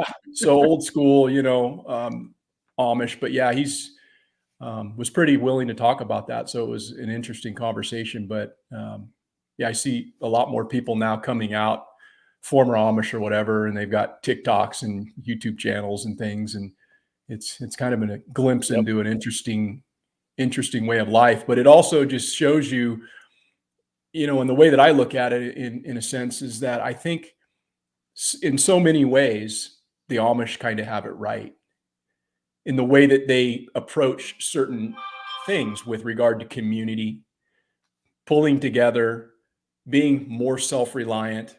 All of those sort of things are all things that within this community, people seem to want to try to foster. They've already got it figured out. And one of the things that I wanted to, I asked people about, because this is something I had a conversation with Rebecca about. And I started thinking about it because at first, back in the day, I used to think, man, that's kind of ass backwards, only educating your kids till they're 8th grade. I thought, what a disservice to your children. And then it kind of dawned on me as I got a little older and started thinking about my own situation. And I thought, there's not much that I actually needed beyond 8th grade to do what I fucking did as a career as a fireman. Everything that most people learn in their career or what they wind up becoming can be learned OJT. You can learn that shit in about 2 weeks to a year as an apprentice by just going out and doing the job. You don't need to go to this like extra level. What did I actually learn in high school? What did I learn when I went to college? You know, and a lot of that shit is not applicable to what you actually wind up doing in your real life. And so I was, again, equating that to them, thinking, you know, 8th grade might not be so bad. That's all my dad had. He was 8th grade education, and he did quite well for himself. So it was just kind of like a direct correlation to how they've got things figured out. My grandfather went through 9th grade and was a successful entrepreneur later. And the reason he stopped at 9th was he had to go make money at that point. It's the indoctrination. The government makes you send your kids there so that they can program your children. And we go to 8th grade, right? So you said 8th grade, but how much of that could be learned, that on-the-job training, right? If they just did the job or multiple jobs where they didn't have to take all that time out of the day, right? We send our kids to school for 8 hours, but really they're out of the house for 10 hours. And then they send your kids home with 4 hours of homework in addition to that. So it's just the programming, right? Whereas if you just say, no, I'm not sending my kid to your program, we're going to educate our kids here. Spearco is a great example of that. Those kids are done in 2 hours with all of their schooling for the day, and they have the entire rest of the day. Whereas if you have opted into that system and you say, hey, I'm not going to send my kid to school on Mondays anymore, they'll haul your ass into jail and arrest you. They will. And the difference between the two is literally, no, we're not going to do that anymore. My kid's not participating in your reindeer games any longer. Yeah. Yeah. Beyond reading, writing, and arithmetic and, grammar and spelling and those sort of things, so one can be literate. Gosh, man, there's just so much of what we were forced to learn and memorize and take tests for that we really just don't apply in our everyday lives. And so it just kind of makes you really question that, and I think you would get so many more people that would be interested in things that they actually have a passion for at much of an earlier age. You would know what those kids wanted to become, and they would have a better understanding of that maybe themselves if they were brought up in that way. Teaching them how to find information and learn whatever they're interested is what is missing in many schools that we learn. Oh, I assume you learned it. We learned in school. They taught us how to find information. And that means that now with this tool called the internet, where, 10 years ago, you could just enter a keyword search and what you were looking for would come up. I still have tools to identify that when I do that now, what comes up is not information that's valuable. And so then I've learned how to adjust it and apply finding real information to what has become with the algorithms a very non-educational environment on the internet. It's just, it is what it is. It's where it's gone. So I think it's sad that we haven't taught kids how to realize when the result they're getting is bull. And it's like you have to ask different questions. You have to find different sources. I just spent 2 weeks learning how to put in a microcrete floor, and it should have been as simple as entering the word microcrete and how to in YouTube and find videos on it. And all I found were sales videos for buying the product, not, the deeper questions. So then you have to refine that and find different sources. And it was a combination of talking to people who've done it, all sorts of different things I did to go down that like rabbit hole. And at this point, what comes out of most schools is a child who can enter it, find all the sales videos on something, whatever it is, get frustrated and give up. They don't understand. You go talk to the, if you're trying to figure out a plumbing thing, you go talk to the plumbers at the plumber store, or, if the internet doesn't help you, go find another source. Mm-hmm. Half your kids at school are distracted and disrupted by the other half that don't want to be there. And if you take a young person and you put them into the real world, when they need to find the information or want to find the information, they're going to find it without, a 6-week block to do it. They're going to find that information within a few minutes typically, and then they're going to try it. And out of trial and error, they're going to refine that if they want it or if they need it. But we take, 12 years and we put these kids into the system, and really it's just a built-in babysitter. When you hear people talk about homeschooling or unschooling or the other alternatives, what's the number one thing you hear from a normal person is, well, I can't afford daycare. What do I do with my kid the rest of the day? Because both parents, if there even is two parents, they are both out of the household working. So they use that as a 8-hour babysitter. And then they put the kids at a daycare or somewhere else for another 4 hours. Those kids somebody else has those kids more than the parents have those kids.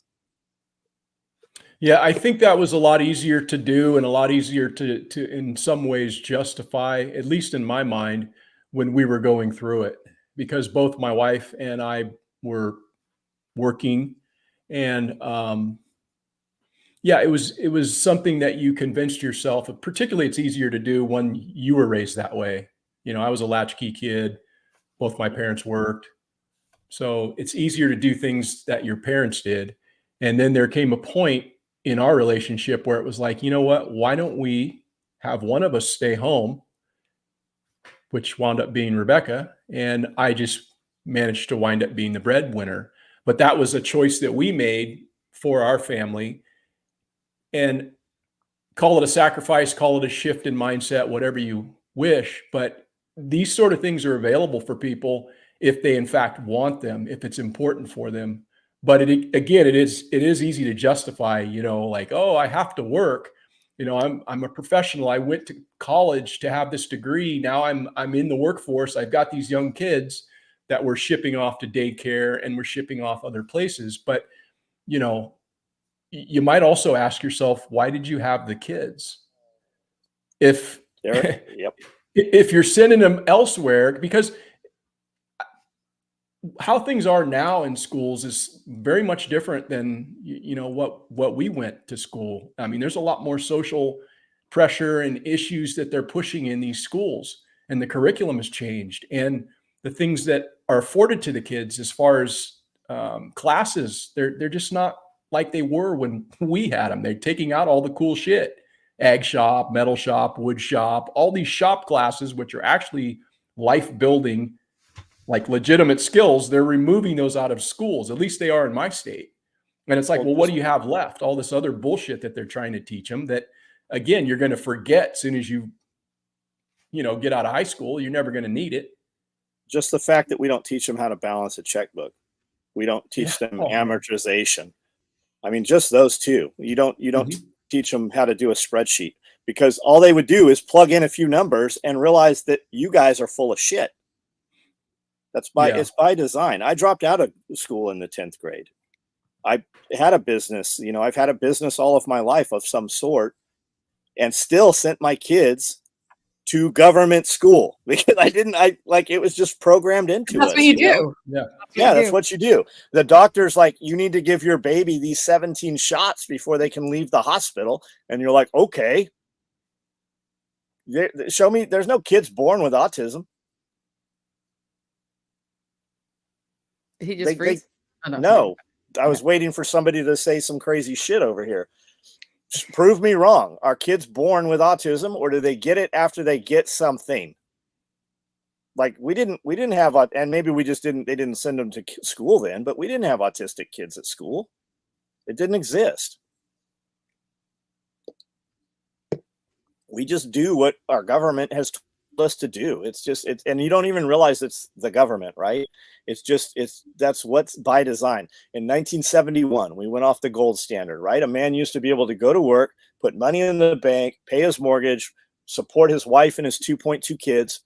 And every year that money in the bank would make more money. In 71, we went off the last part of the gold standard, and all of that money went backwards. And that's when we told women, you're not of value. You don't support the household. You need to go get a job. And that was by design. That's when all of that came into play, was in 71, when the government will raise your kids. Shit, you just had the White House a year or two ago said that those are their kids.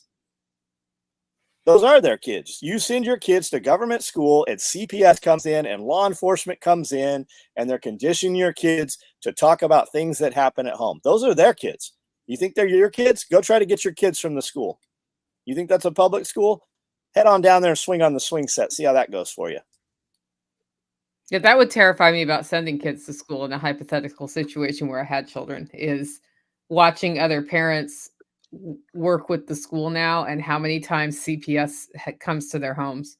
That is it's not unusual that CPS comes to the home because the kid at school said they got a spanking. That is a juvenile detention facility. And it's and then they come to the home, they do the inspection, and they realize, oh, kid wasn't telling the truth in this case.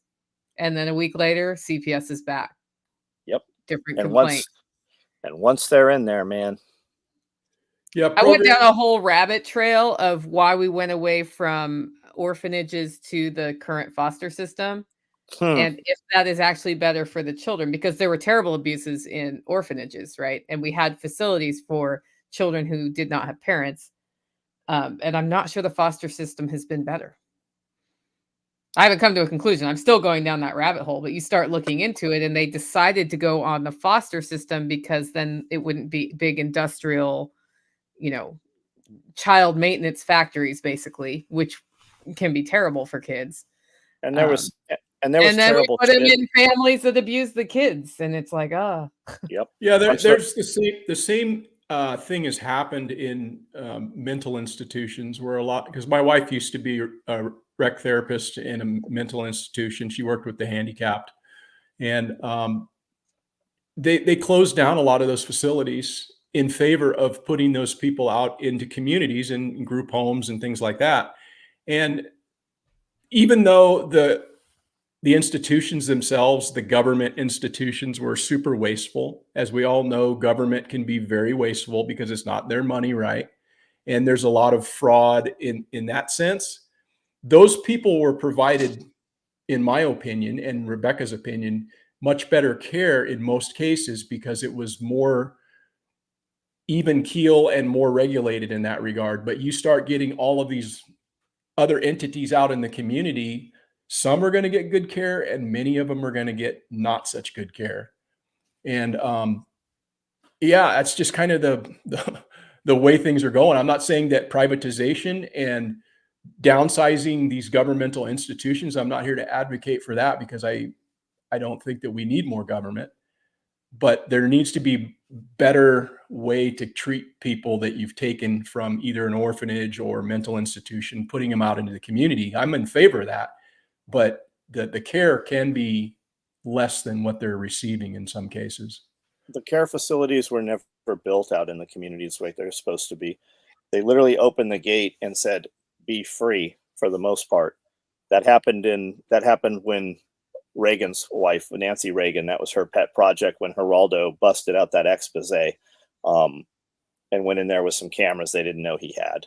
And that's where that all came from. But it always ebbed and flowed. When you had one administration in, they would put a lot of federal money into the asylums, and then somebody else would get in and they would pull the money back from the asylums, just like you're about to see happen in Ukraine. We put all that money into Ukraine, said, you better show us results or we're going to stop putting money. So they're grabbing up and they're taking 60-year-old men and putting rifles in their hands and sending them into a meat grinder.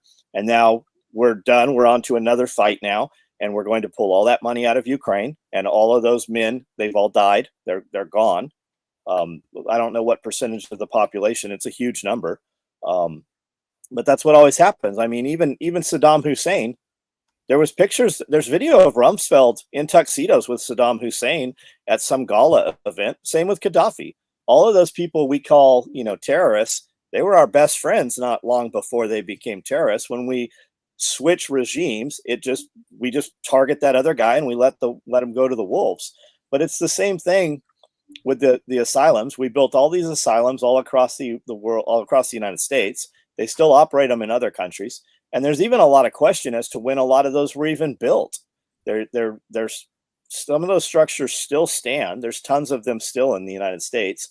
They call them, psych hospitals now, and they're very sterile and they're cubicle boxes. But a lot of the old campuses, they're still there. They were all self-contained. They had power generating facilities and grew all their own food. And there's a ton of that stuff there. There's a ton of history on it. Yeah. Yeah, it's pretty interesting when you start going down certain rabbit holes and things, and, having a certain belief when you are a kid. And if you have an open mind and you're willing to accept other information that comes in, you don't just go through your life believing the same things throughout every generation or every decade of your life. You learn new things when you're willing to receive them. And, I've started to kind of go down a rabbit hole of just learning more about the things that happened within my government that really weren't taught in school. And a lot of it's kind of disturbing when you look at some of the experimentation and things that were done that were unethical. And, a lot of that stuff you can find right on Wikipedia. You can look it up. And the one that's kind of fascinating, and it preceded MK Ultra, was Project Artichoke. Yep. And if nobody's looked into that, just look it up. Go on to Wikipedia, look up Project Artichoke. And the thing that's fascinating about that is that this was done in the early 50s, and its express intent was to figure out if they could take somebody and alter their mind to a point where they would be able to conduct and perform assassinations at will. And so when you start thinking about that, our government did that, and yet some of the things that happened after that, it just kind of makes you really think about really what happened to MLK, what happened to some of these people, what happened to JF, all of these things that are so-called conspiracies, which in fact, I don't have the answer to them.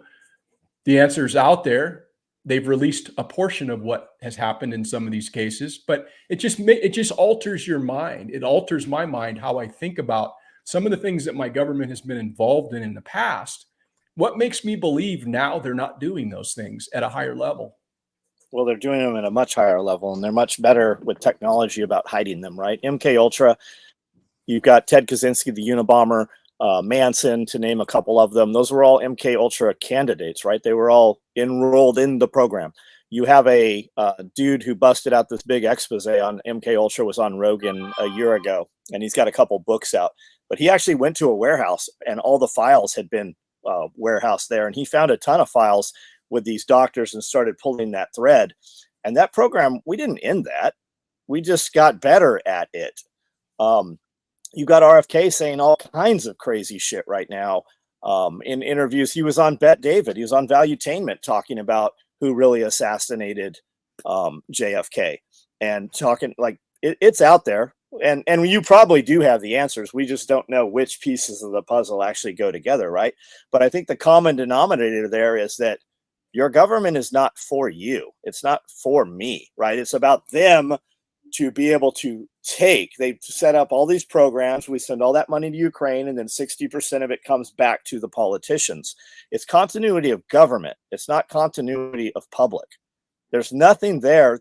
Name something within arm's reach, right? Name something, look around. Do you see anything in your sight that the FDA has, anything the FDA passed that's in your home that's made you better? Anything the EPA's done for you that's really made you better? I can name all kinds of shit that they hinder for me in the last decade. But what have they done that actually truly, I mean, they just fucking banned Berkey water filters. And everybody says, oh, Berkey. Yeah, I know. I saw the videos the guy made 6 months prior. He was also pushing another water filter. But in addition to that, it's not just Berkey water filters they're going after. They're after the Brita pitcher, the shitty one that they sell at Walmart. They're after all of that shit. Everybody focuses and eats their own. They go after Berkey. It ain't just Berkey. They are taking away your ability to have a turnkey solution that is easy, that the mass population can remove the toxins and the poisons from. What if you actually could walk barefoot for 15 minutes? And what if facing the sunlight for 15 minutes before 9 o'clock in the morning actually healed a bunch of shit in your body? And then you didn't need all the science experiments and the chemicals, right? It's all graft. The entire thing is just graft. What happened to doctors that actually could heal you and prevent you from getting ill, right? In the 50s, it all became colleges, and then the Vanderbilts took that over, and then the Vanderbilts are tied in with all the pharmaceutical companies. And then when you have something, for instance, if you said, hey, there is a chemical in the pits of apricots, and if you eat them, it will actually wipe out these certain kinds of cancers. Sounds crazy, right? There's a dude in federal prison right now for saying that. That's exactly what he's in there for. Yeah. It's an interesting thing when you kind of dig down a little bit. I don't know. Who owns all the textbook companies? The textbooks are rewritten every 2-3 years. And if you're in a lower end school, you're going to get a new textbook every 5 to 10 years. The history is constantly rewritten. Go grab an Encyclopedia Britannica that's 1950 or older and start reading through there. You will see some crazy shit. Completely different than anything you've ever heard before. And even when you type in, everybody should do that, by the way. Go on Marketplace and put in encyclopedia set, and then start seeing and fleshing that out where you can get a set of encyclopedias near you. Yeah, see this right back here, this Webster's New World Dictionary. It's from 1951, and I picked that up for $1 at a estate sale, along with a bunch of books that have natural remedies and wild herbs and things like that for medicinal use. And I picked up 4 of those books, this and 4 of those for $1. And it was at its dude's estate sale. And I thought, oh man, look at that Webster's Dictionary. It's in pristine condition. There's a lot of page missing. It's not torn. It's just like, man, you can't get that stuff anymore. They don't make it. Yep. But it's good to have. Buy books. Yeah, buy books, because the digital book burning is happening. when you go to different search engines and read completely polar opposite shit, there is a problem there. Like just like Nicole said, on the YouTube search algorithm, go to Google. The first 2 pages of Google, it's all paid advertisements. Yeah, it's terrible. It's useless. I stopped using Google. The time I ever use Google is if I can't find it through another search portal. But what do you prefer? I've been using DuckDuckGo, and they were bought by Google. It still works. They were bought by Google, though. Not a surprise. And I'm looking for encyclopedias. Like I decided once I get my living room back together and have the shelves back, we're going to get an encyclopedia set here because it's easier to find information in at this point in a lot of the places where I want to find the information. So, yep. I have many leather bound books. I am so shocked to hear that. Okay, well, we've been on about 2 hours. Let's go around the horn and hopefully we'll get Eric back another time. Let's start with you, John. Special Operations Equipment is the name of my company. I do a live video every night at 9 o'clock on this YouTube channel. I do 2 separate podcasts, and we're going to start doing a little bit of a different, more organized live feed, I think on Thursdays, which will probably be at 8 or 9 o'clock also.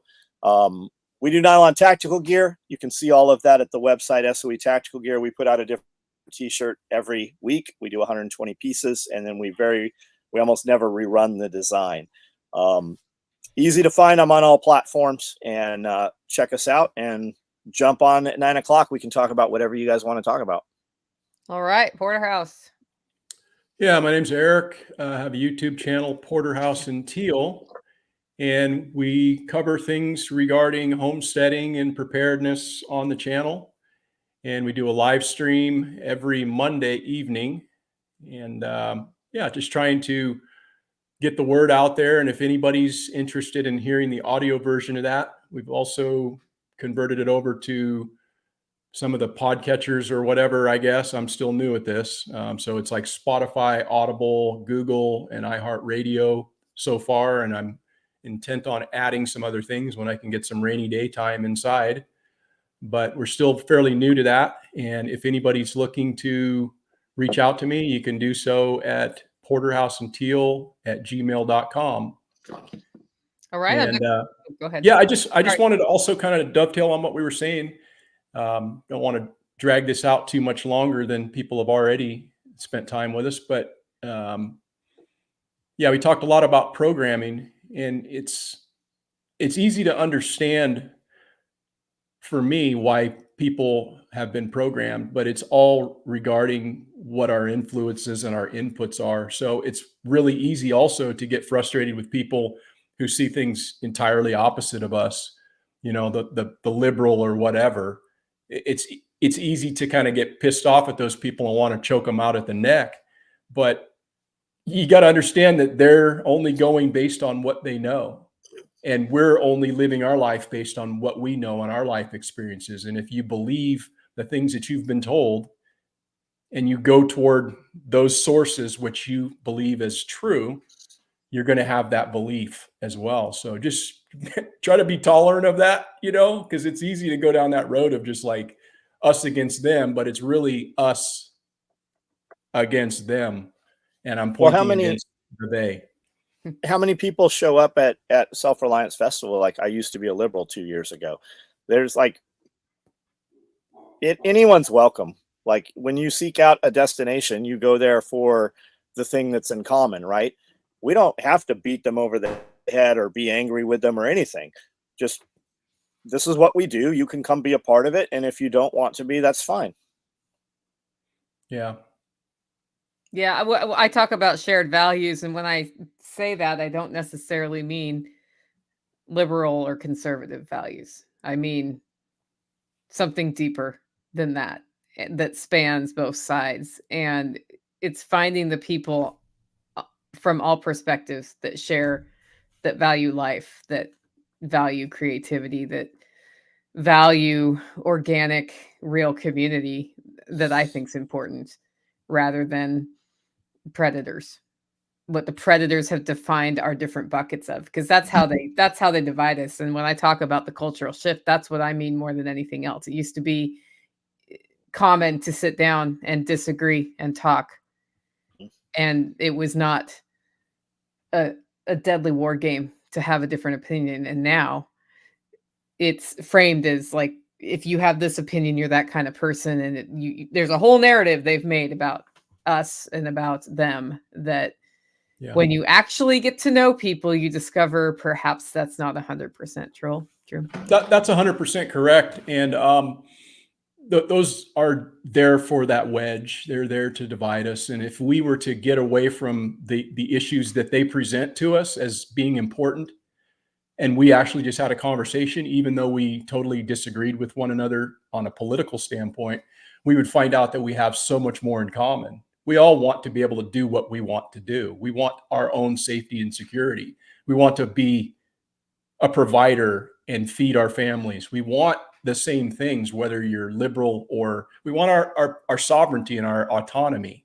We want all those things, but it's all those bullshit issues that they bring up, climate change. And, you know, it's just a bunch of shit to keep people aside from one another. But I go back to saying that let's not get so focused on pointing the finger at the other side, because the other side's just, they haven't either woken up yet, or they're just going on the other information that's presented to them.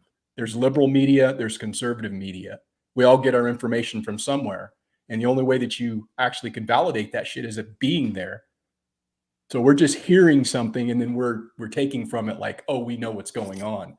And unless you're actually fucking there, you really don't know what's going on. So that's all I wanted to say on that deal.